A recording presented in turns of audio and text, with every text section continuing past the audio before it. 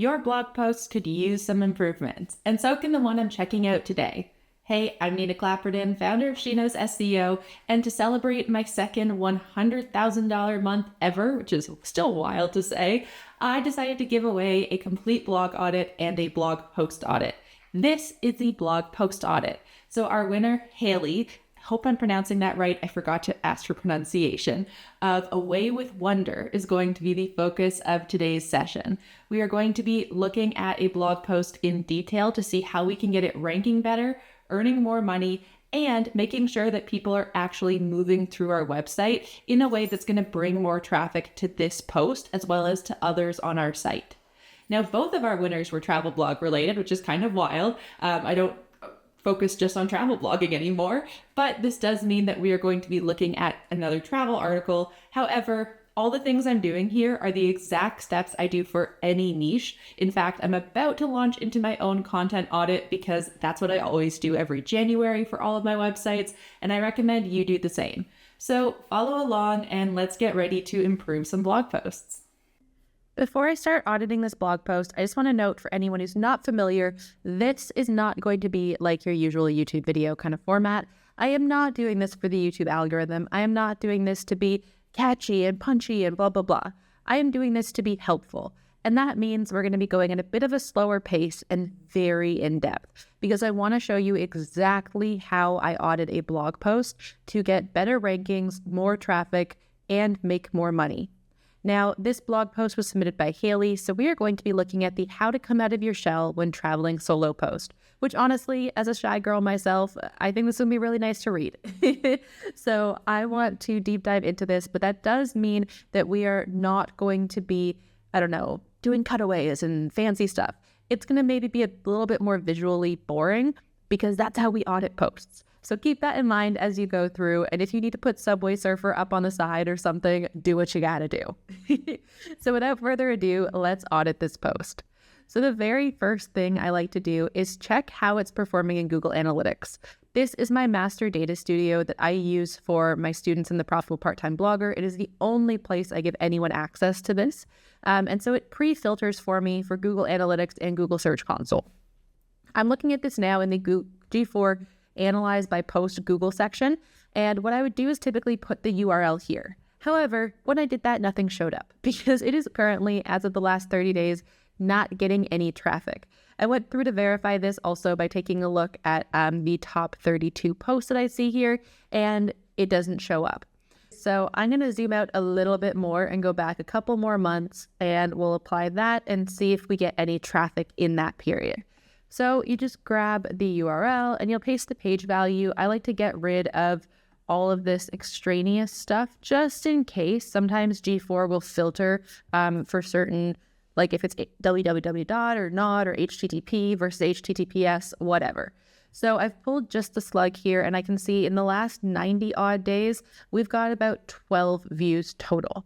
Now that's not a super high traffic post and we can definitely improve this.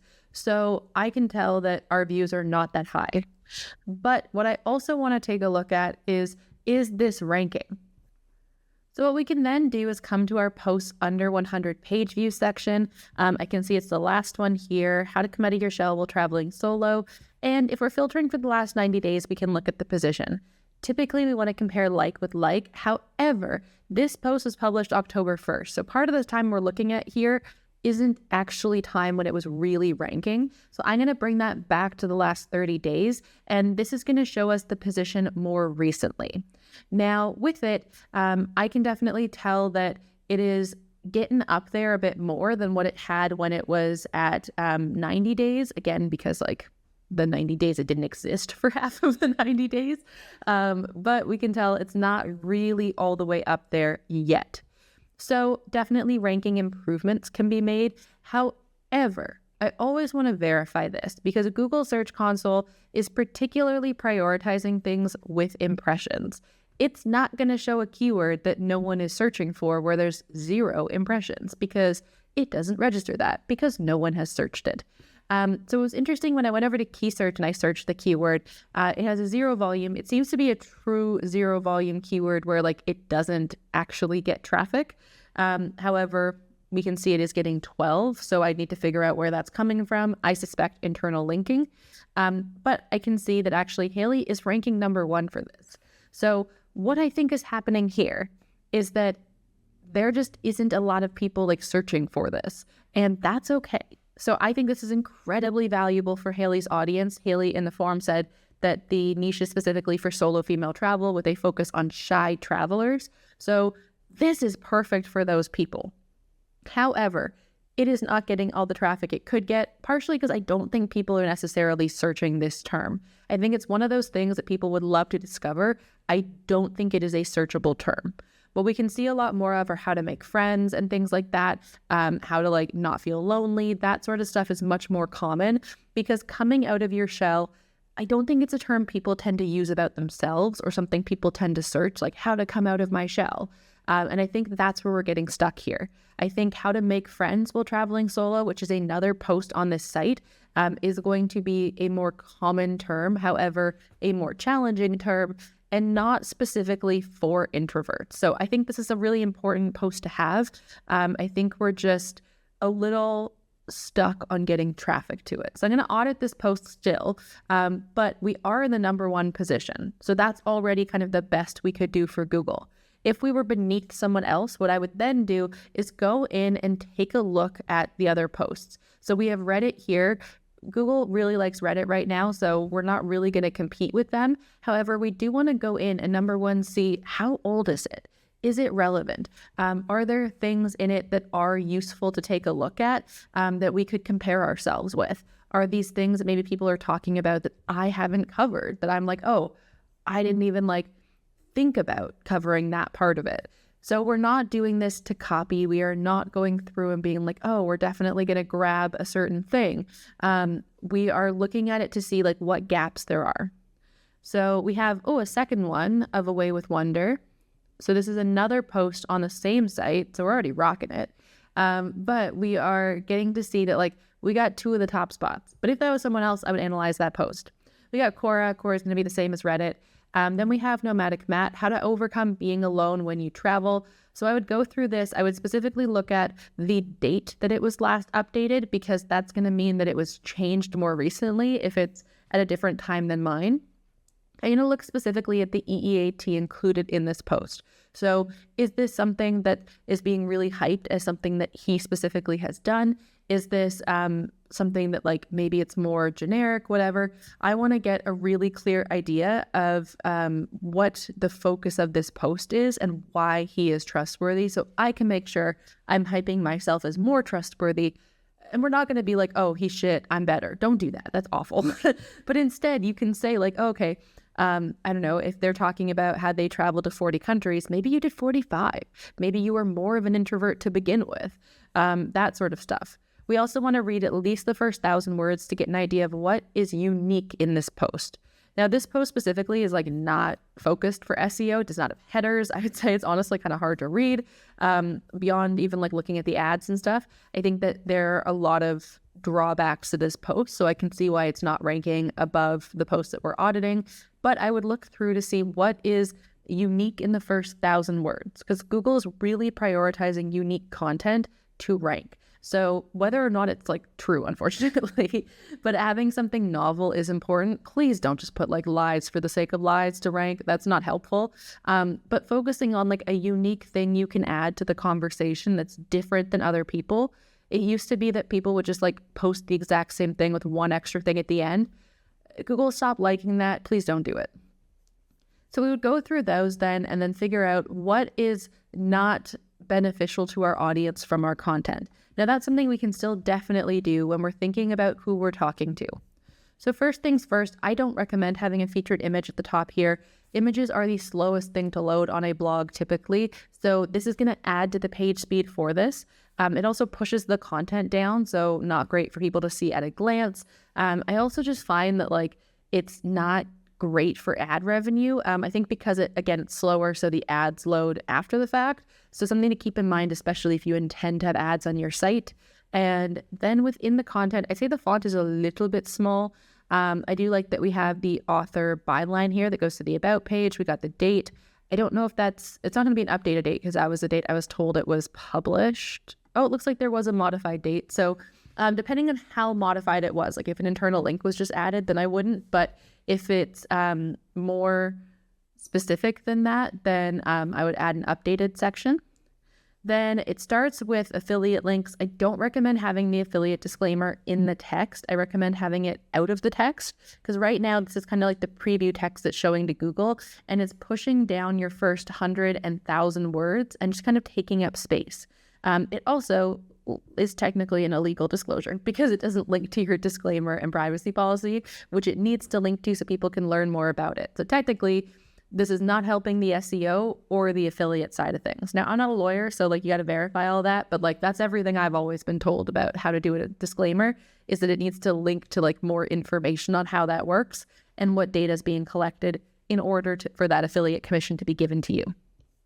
Then this intro, I feel like it's not the best intro. We have, are you shy and want to know how to come out of your shell while traveling solo? Or maybe you're feeling nervous about traveling alone and meeting new people feels daunting. I feel like those are two very different things.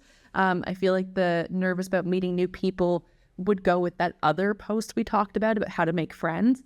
Coming out of your shell to me isn't just making friends. It's about like being and acting extroverted. So I think that needs to be clear. Haley does cover that she herself is a shy traveler, and that it's hard to start with new people, but blah, blah, blah, it's good to do. So here we don't actually have any, like, I've done it myself. I've like been able to connect with people. We don't have anything about what you're going to learn like in this post specifically. An intro really should at a glance be like, if you only read the intro, you get the top 3 things from this post immediately. That's how we write a really strong intro that doesn't require one of those like kind of lazy key takeaway sections I'm not a fan of. I also don't recommend like in this guide that sounds like, but like an essay, like in this essay, I will prove. So I think, again, slightly lazy writing. I do feel like we know who we're talking to some extent. I don't know that we're talking to a woman here. And I feel like that is different. Male versus female travel, solo and introverted, I think are different. So having something that kind of hints at that could be quite nice.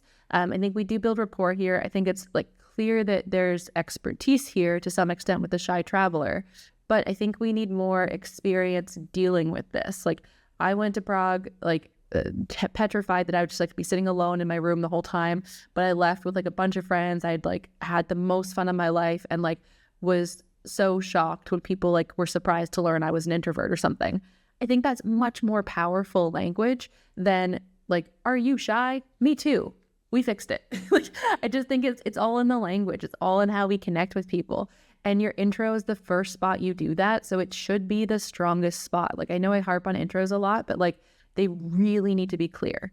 We do match the search intent. I think we have some of the pain points, but like, why? Why does someone want to make friends and come out of their shell? Like, what's the benefit to them? Right now, we're talking about them being afraid to do that, but like, what is this transformation going to do to their trip? What is this going to do to like really make sure that their trip is amazing? I think the like how to grow, connect, and build confidence on your own terms starts to get to that, but it's a little bit vague. So we want to have specifics of like, your trip will be better because of XYZ. Now, please don't phrase it that way. That's not good writing, but like the idea of that needs to be there. Okay, then we have, we don't have a table of contents. I would recommend having one. I think that they are really important, especially for people to be able to skim the content. And just like, again, kind of, it has like a key takeaway element almost where people can then see the structure really quickly. So we have a picture, we have ease your way into it. Is this a numbered list? Is this like, what is this? Is this step 1 in the how-to? Like, I don't know. And I think that should be signposted more clearly. I'm also not a fan of like centering and then going back out to the margin. If you're going to center your headers, they should all, or headings, pardon me, they should all be centered. That way it is very clear for your audience.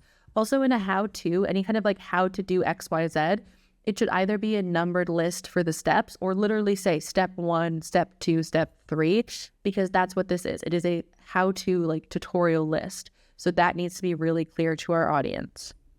And then we have, I don't love little intros like this. I'm like, just get to the point. So if you're feeling quite uneasy by the thought of starting a conversation, you can start with small interactions with people.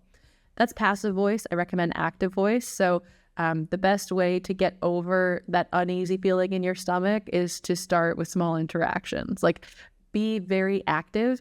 I'm not a grammatical teacher, so like I can't like deep dive into active versus passive voice. You can Google it and YouTube it and find tons of great stuff. But like at a glance, most of the time when you start with like a fragment like this, where it then has a comma and then gets to the action, it's passive. So just keep that in mind. So the making eye contact and smiling, starting with hello, I still don't really know what like out of your shell means here. I feel like I'm getting confused now, because is it just like how to interact with people? Is it how to make an actual like friend, or is it just to like be bubbly and extroverted? What's happening? I also think that like a lot of these things so far are like, okay, how to introduce yourself to somebody. When are we doing this? Like, where are we finding these people? How are we putting ourselves in situations where we are going to see these people and find them? And again, if we're thinking of like, is this just being extroverted or making friends?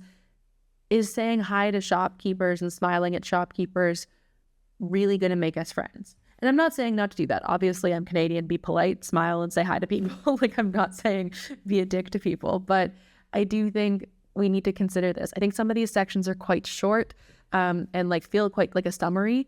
And then I do think as well, we need to hit enter. A paragraph should never be more than 3 lines across the screen long. We want really short sentences and short paragraphs and varied sentence length. And part of the reason for that is that people, like, I don't know why, psychologically, we tend to skim the first like 5 words of a paragraph.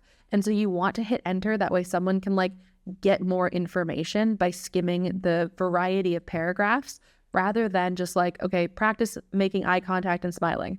You can do this by saying, one of the easier ways to opt to buy a ticket. Like if I was just skimming, that's all I would get. And we don't want that. We really want to make sure people are getting the information.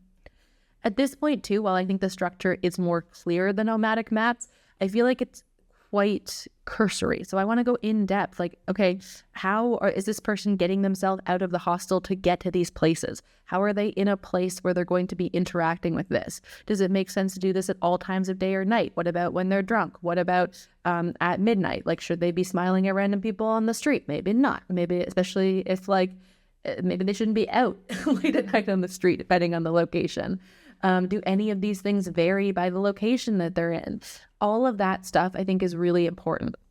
I also think we have some assumptions here, like that you're staying in a hostel, that like there's market stalls you're going to be going to. I know that a lot of people with anxiety and that are introverted won't go to shops or market stalls. Like they try to avoid those human interactions because it's a lot. So I think we need more of a starting point than just like be around people and then do these things. Because how are they getting around people if they are quite introverted? As an introvert myself, I do struggle with that. So I think it is important to talk about that. I think we need to enter a lot more. Definitely needs to be numbered. I think this one's really interesting, like the choose to interact with people over machines. I think that should honestly be first.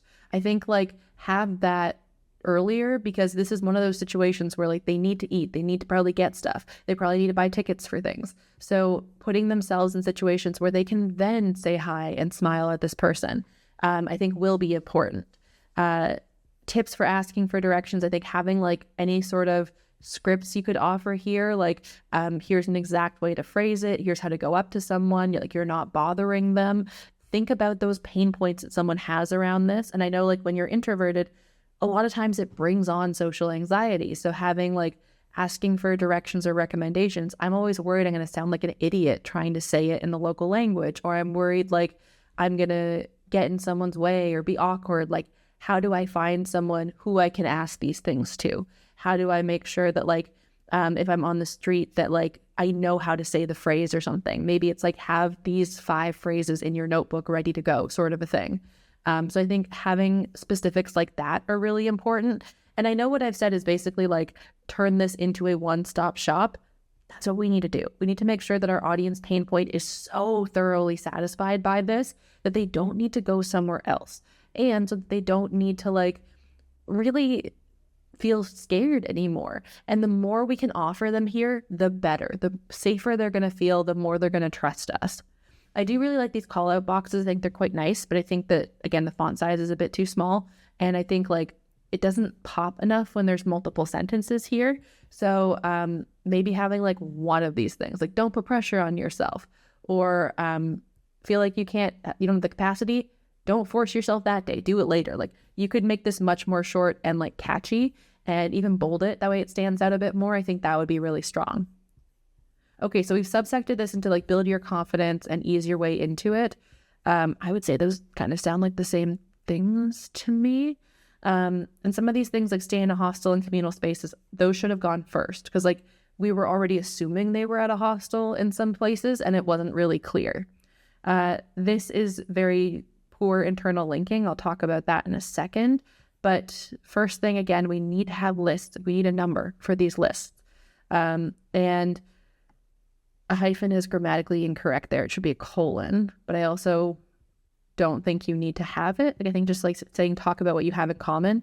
And so I think like then putting it in the body of it to say like your love of travel, here are some ideas to get you started. Here are some like openers. Here, like I feel like we're getting so close, but like we're really leaving them with SEO blue balls where like I don't feel like we're fully satisfying the intent here. So people are like getting a taste of how they could do this.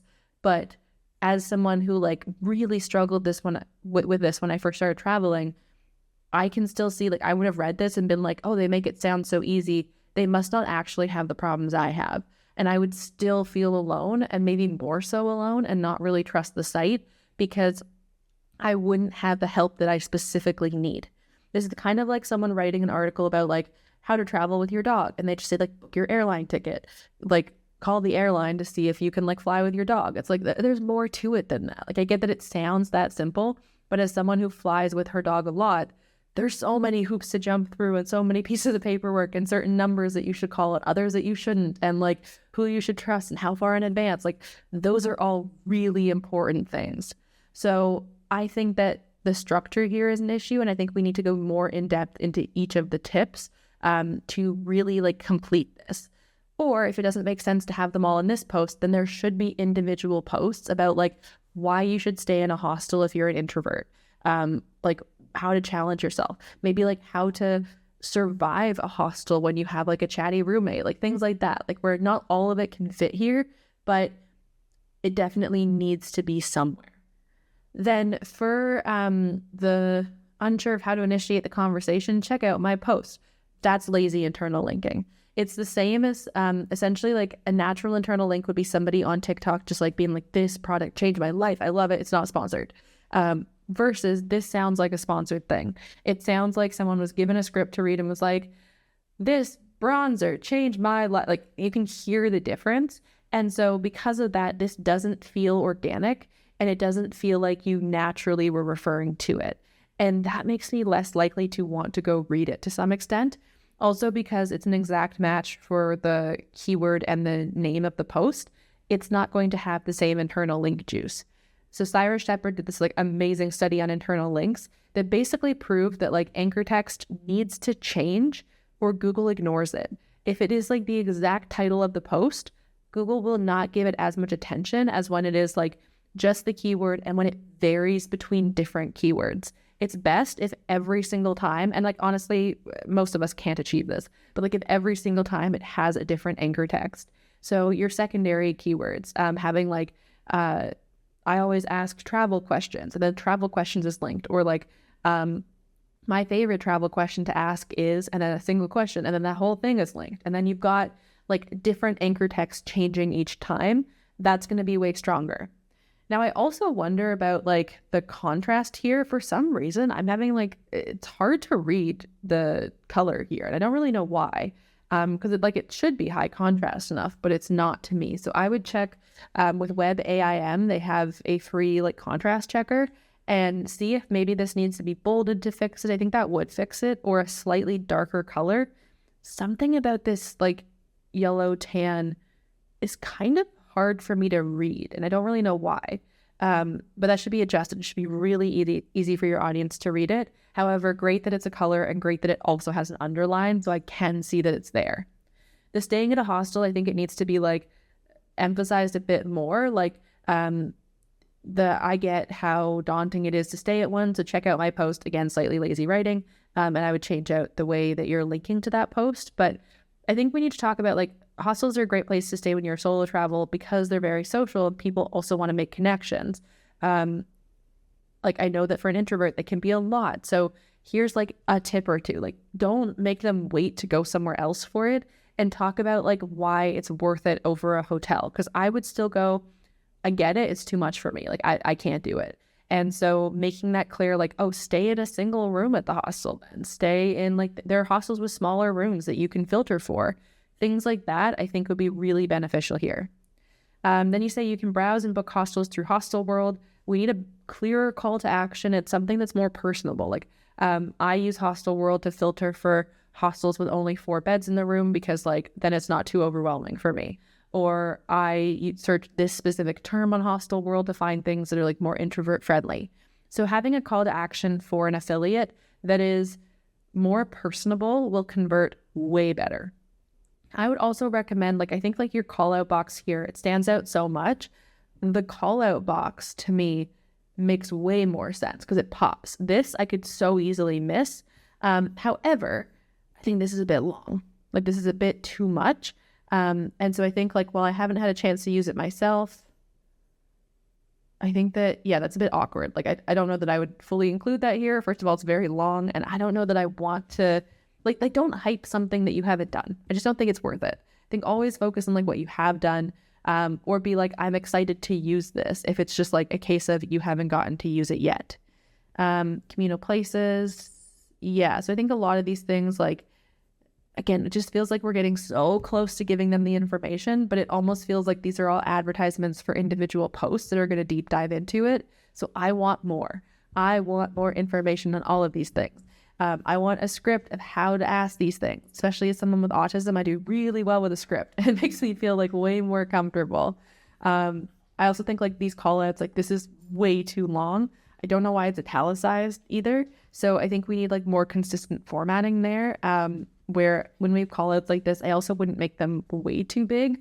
I like the joining Facebook groups. Again, I would give them like, here's a way to like post in it. Diving headfirst into the deep end. Okay, I feel like I think we could just be like, okay, for true beginners, for someone who's traveled before, when you're ready to like really challenge yourself, like something like that, where it is just like more clear. I don't think we need to be vague about these. We're not like making, I don't know, series titles. Like this is supposed to be a step-by-step list. Again, we need this to have numbers in it. How do they find a day tour? How are they finding these social events? I think that's really important. The worst that could happen, they say no, and you both carry on with your day. As an introvert, I can tell you, I think people are going to do way more than that. And I also think it's important to like cover like how to recharge and like how to balance this. So like, how do I come out of my shell and not ruin my trip? Yeah, again, I think we need like we need internal links that are like naturally in the text. So it should be like, okay, for the organized group tour, a group tour could seem daunting. They're a wonderful way to bond with fellow travelers. That could be the internal link. I would probably say like, but group tours, like I'd probably put it there instead. And then you have like a post that's like naturally included, and I'm more inclined to click on that and read more about it. With the card games, an Amazon link for like cards that they could carry with them is a good idea. Overwhelmed and where to start, that should come at the beginning. That should definitely be like, here's how we're getting started, this how-to list. If someone's like, okay, here's how to build a dresser, and at the end it's like, where should you have started with this how-to list? I'm like, wait, what? I followed it in order. So I would definitely think about this more like you're sitting on the couch with someone who's like, hey, I want to travel. I'm solo traveling. I need to come out of my shell. How do I do that? You want to be sitting there next to them and be like, okay, we're going to break it down in like these 3 ways. But to start with, I just want like to warn you, just like I did at the beginning of this video, that like you're not going to do all of these things. These are options. I recommend picking like 2 things of each of these to try out. And then every time you travel, start introducing more. And remember, like the goal isn't to have, I don't know, to become a whole new person. It's just to be like a slightly more social version of yourself. So while it's okay to be uncomfortable, don't like ruin your trip over this. I think having that just under the intro or even in the intro would be so powerful. Because if someone's read this and they still feel overwhelmed, I don't think you've done your job properly to really calm them down. And any sort of like tutorial or step-by-step, the goal is not to end feeling overwhelmed. It's to start feeling overwhelmed and then end feeling confident, capable, and with an action plan. So definitely should be adjusted there. Okay, do you think you're too shy to travel? Needs to be way bigger font. This is like quite hard to read. I would just say take out think again. I would say I would just jump to like think you're too shy to travel. You're not. Get my tips on how I went from like too shy to speak on a trip to leaving with a bunch of friends or something. I don't know, something like that. We want to make sure it's like clear what they're getting. I would also really recommend some sort of freebie. Like I think having maybe like scripts for making friends, maybe having like, here's a list of icebreaker questions. As like an introvert, my favorite thing is like I have like 5 icebreaker questions I always use and they make me feel so much more confident. So having something like that could be a really good idea. But I definitely I like having this here. Probably would have like adjusted this one to do it. The problem with these grow like bits is that people tend to just be like, here, join my newsletter. Why? Like, why would someone want to join your newsletter if you haven't specified anything? I don't just want emails in my inbox. I want information, entertainment, or some sort of support in some way. And just getting a bunch of like extra things to read that take up my time, I'm not interested. So I think making it really clear what kind of stuff they're going to get, because especially right here, doesn't talk about shy travel, doesn't talk about a certain destination, doesn't talk about like what the very specific benefits you're offering are to them. So I'd make that much clearer up there. And then it looks like this was meant to be a conclusion.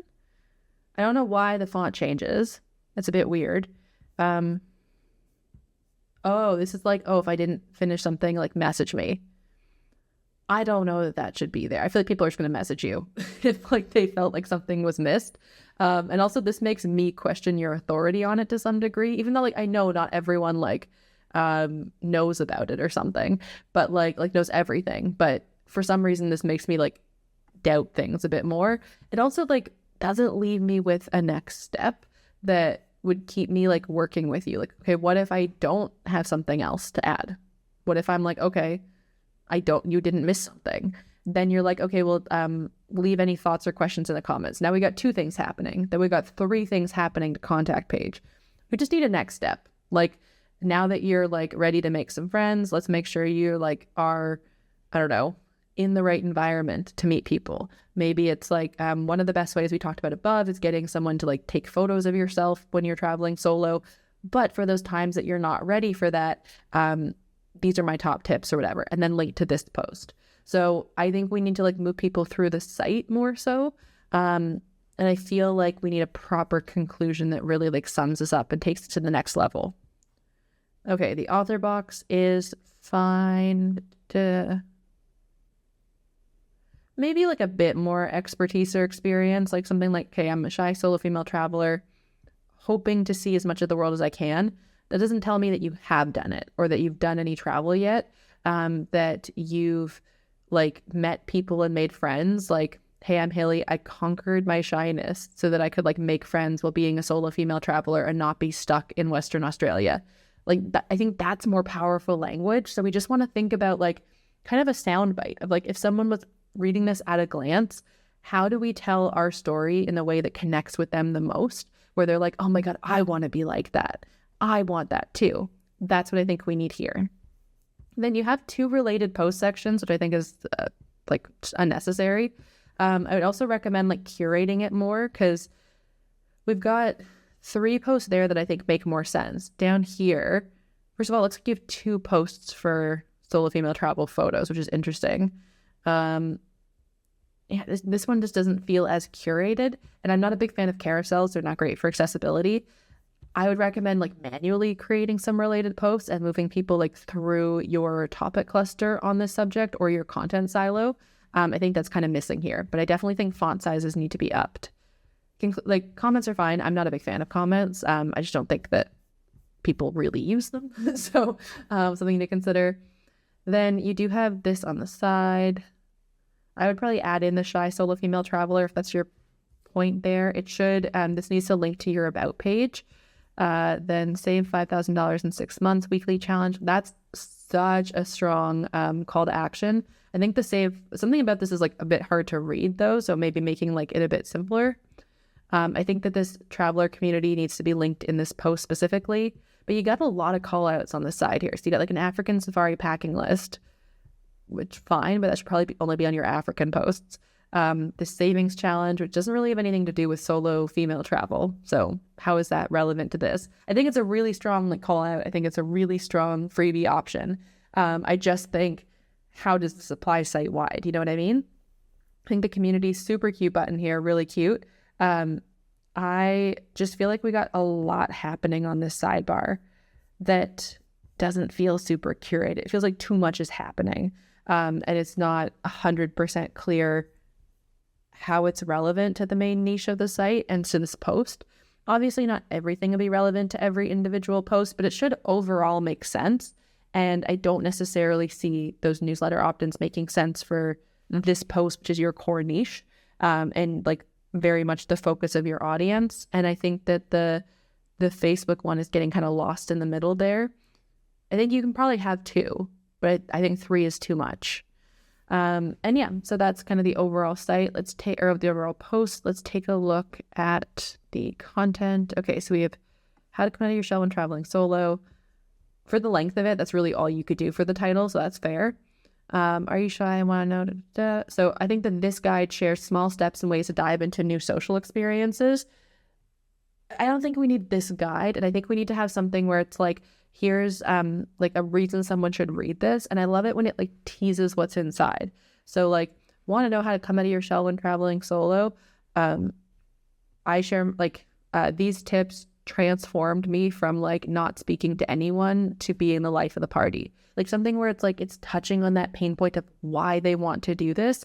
If you can find a way to do it, and it's always limiting because of the character count where it needs to be under 160, where you focus on a couple different things that you did or recommend. That way they get like a teaser of it. I think that's really, really strong. Now, your hierarchy is messed up for your headings. You go from like the H1, good that we only have 1, to H2s, and then you do H4s. That's incorrect. It should always go H1, H2, H3, and then H3s have to follow to H4s, or they can go back out, but it can never jump and miss a heading in the hierarchy. This is so bad for accessibility. Also looks like that call out for the hostel world is an H6. Don't do that. If you want to like change font format and sizes, just adjust the format and size without changing this hierarchy. So this could just be text that you format to look a certain way, and that you adjust. The H4s, if you like that formatting better, adjust your H3s to look like that. Like this is not standard practice, nor is it very good for your audience. You also have an empty H4 there. I don't think thank you should be an H4. And it looks like that whole section on like, have I missed something was an H5, and that might be why the formatting was different. But yeah. And then we also have like 2 one more things at the end. So something weird is happening there. I would definitely fix that structure. Okay, indexability was fine. So then with the structured data, we have blog posting, good. We have person schema with your bio. The image got your same as for your socials. That's good. Okay, I got date modified. Breadcrumbs, good. Okay, that's all fine. Breadcrumbs are there. Got image properly. Website, let's see, publisher should be proper. Person organization. Okay. That all looks okay to me. Okay, and then for social side of it, I don't really care about this stuff, but you got it there, so that's fine. It's probably pulling from your rank math. Then for images, we want to make sure that we've got proper alt text. None of your images seem to have alt text. That's a major problem. We really want to make sure that the images can be described for someone who's visually impaired. Now I have my free She Knows Alt Text GPT that you can use even with a free ChatGPT plan. You don't need to pay for it. But we really want to make sure that our alt text is clearly saying like what's in the image and why it's relevant to this post. We also want the URL to reflect that. So the way we do that is that when we upload the file, the title should pull from the URL. But basically, like if this is an image of like, let's say the cookie yes one, we would want the image file to have cookie yes in the name of it. So if I have a photo of like myself and Theo on a beach, it'd be like Nina and Theo, Lake Tahoe Beach. And so that's going to pull a title that is Nina and Theo Lake Tahoe Beach. So it's describing it for image SEO, and that's how you get images to rank on Google. The alt text then describes it in more detail for the robots, but mostly for users who are visually impaired, and it's incredibly important to have. I also don't recommend ever uploading something that just has like image underscore a bunch of image stuff, or that like has a bunch of random numbers. The reason for that is that like I used to do this so often where I would just like download something from my camera or from Pinterest or for a Canva for Pinterest or whatever, and it would just be like pin 117.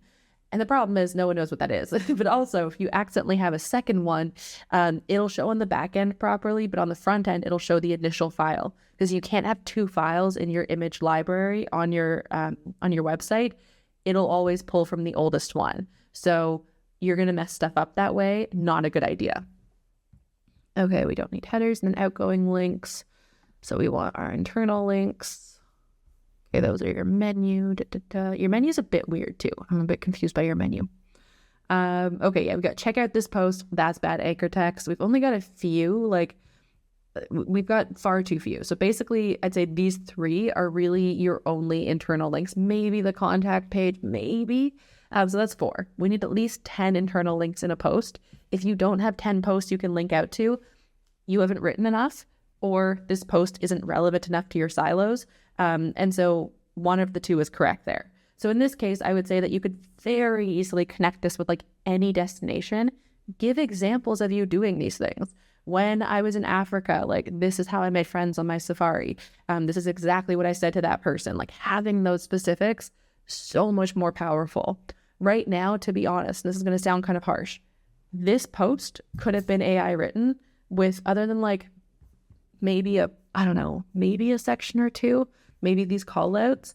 It could have been written by ChatGPT with me just telling it, hey, write a post about how to come out of your shell when traveling solo. To be honest, I think it would have structured it a bit more clearly. So I know it's not, but I do think like we're missing a lot of that personal experience and that human element that would mean someone's going to come to you versus someone else who's writing about traveling with, like while you're introverted and shy. And we want to really make that clear here that they are learning from you and that you've done these things and like you're adding in those little benefits to them. Now, overall, the way that you're going to get more traffic to this post, I wouldn't change the keyword, but like in theory, I probably wouldn't have written on this keyword for traffic. I would have done this for my audience. So I would drive traffic to it through internal links from your other content on how to make friends or being a solo female traveler, like generically, and bringing them back here for how to get like out of their shell. Any post where you're like on a group trip, talk about like it can be nerve-wracking for an introvert, but it helped me come out of my shell. There's an internal link opportunity. So you're going to drive traffic manually. And we really want to, like, when we're planning out our topic clusters and content silos, I have another video on my channel of how to do that, but we want to make sure we think about like the order in which they're going to go through these and send them on a journey. So I want something ahead of this in the journey that brings them here, and I want somewhere that they're going next for the journey. So that's what I want to make sure is happening, so that we are connecting this. Also, I would talk about this in your newsletter. If you have a welcome sequence specifically for anybody who is shy, this should almost certainly be in it. Even if it's just like in your footer, you're like, here are like 10 posts I recommend you read this week about shy solo female traveling. This should be in that part of it. So we want to make sure we're giving them the opportunity to find this. Overall, though, this is ranking well. It's ranking for a keyword that doesn't really get traffic. It's not really going to change rankings, in my opinion, for the like coming out of your shell, what it means, how to break out of your shell, because those are not specific to travel. So it doesn't really, like, you're just not targeting quite the right intent there. How to come out of your shell, like in life, is very different than travel. And I don't suspect that it's going to massively shift there. You're already ranking number 1 for this. It just isn't a keyword that has a ton of volume, but you are ranking number 1, and a number 1 ranking is very powerful. So use that to internal link to other posts that maybe aren't ranking number 1 and are in this content silo to buoy them up, to bring them up. I always think of it like the house from Up with all the balloons at the top. And it's like you got all these like lines out beneath it connecting to other like houses. The higher that first balloon is, the higher it can bring all the other houses below it. So even if it's not getting a lot of traffic, it has power in its rankings, even if those rankings aren't getting you a lot of traffic. Like that's how that connects. So it's kind of like getting an A+ in a course, but it's not relevant to your degree. Like at my school, we had like the history of piracy because my school was founded on pirate money. Fun fact, I was a tour guide, so that's how I know that. And it was my favorite story to tell when I was a tour guide. But it like even that course, if you got an A++ in it, it's bringing up your overall GPA, even if it's not going to matter to a med school that you're trying to go to. Your overall GPA will still benefit. Same here. And then if you can connect it to specific other posts naturally and like really optimizing your internal linking, it will bring them up. It's going to boost that topical authority. And I really think topical authority from my test is more powerful than DA or URLs or like backlinks and stuff like that. It's definitely like not in and of itself. Just having 100 posts isn't going to help you. They have to be really good quality. They have to be beneficial. And they're naturally going to bring up your authority with your domain authority anyway, because it partially pulls from the keywords you rank. But it's all connected. So in this case, we want to build out those internal links to bring things up, but also because it's going to tie them all together like a little family. So it's kind of like when you're internal linking, you're kind of passing DNA between things and creating like a family network. And we need to make sure we have that so that it's understandable to the robots, but also to our audience, that all of these things are on our site. Oh, that was a long one, but now that I've had some tea and my voice is back, it's time for us to close out this session. Blog post audits take time. I know that they're not like the most fun thing to do in the world. I think it's more fun to create personally, but it is so important. Content starts to decay after it's been up for a year. Typically after the 2-year mark, it starts to actively hurt you if you are not updating it and making sure it is beneficial for your audience. But it's also really important to start off on the right foot. So especially if you have a blog that maybe isn't performing as well as you want, that you're trying to now turn into a profitable business endeavor, then it is so important that you go through and remove any dead weight. I always say you want to spring clean before you invite new guests over. And I want to challenge you to join me in my January content audit. Every January, I audit all of my websites. I give myself a single month to do this because it is important that you are not constantly updating content. Otherwise, you're never going to add new content. So I think it's really important to give yourself a limited time period to do that. And this is going to be the feature of the Profitable Part-Time Blogger in January. We're going to be all about writing content, whether you're updating or writing new content. We're actually going to be doing a live challenge. So it's going to see who can write the most words, and there will be 3 winners that win. I don't want to say cash prizes because they're not just like cash, but it's like working with me for a day of Voxer and things like that. So if you would love to join that, you have to be a Profitable Part-Time Blogger student to take part. We do this every quarter with a different type of challenge based on the framework.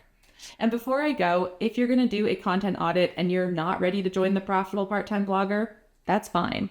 But I would recommend that you check out the video I'm going to put on screen next, which is all about how to actually write a blog intro properly. Most people don't do it. And as you saw when I was doing this audit, intros are so important. Intros are vital. They're basically the way that people connect with your content to begin with and decide if they're going to stick around. So go check out that video and I will see y'all later. Bye.